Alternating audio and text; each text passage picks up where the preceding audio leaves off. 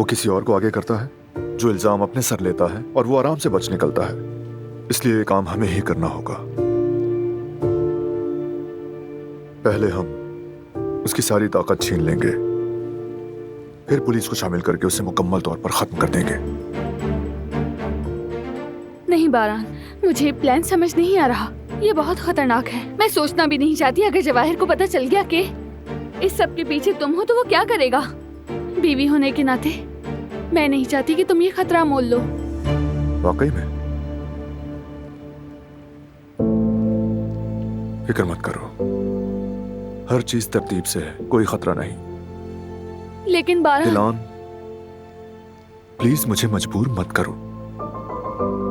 ये बात हमारे दरमियान रहेगी, किसी को पता ना चले। वादा करती हूँ? शाबाश।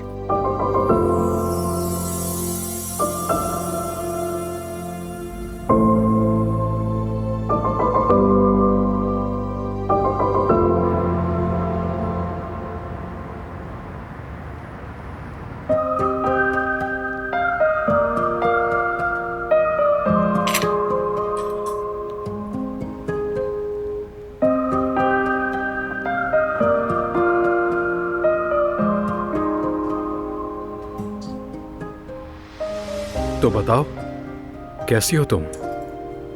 मैं नहीं था तो क्या किया तुमने? मेरे पास क्या ऑप्शंस थे? सुबह सुबह सूप बनाओ, उसके बाद लोगों से मेन्यू पूछो, सलाद बनाओ, खाना पेश करो, बस ये किया मैंने। हारून साहब, तुमने तो बहुत अच्छा किया वैसे। मैंने तो बस पूछा ही था। तुमने जो पूछा उसी का जवाब दिया मैंने तुम्हें। हाँ हाँ, बिल्कुल सही जवाब दिया तुमने। मैं यही तो पूछना चाह रहा था। और भला क्या पूछ सकता हूँ मैं तुमसे?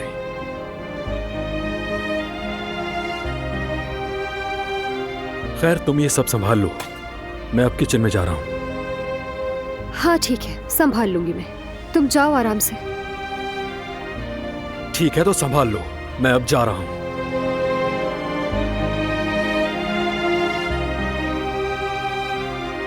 सलमा से मुस्कुराकर बातें करो, और अभी माथे से बल ही नहीं जा रहे।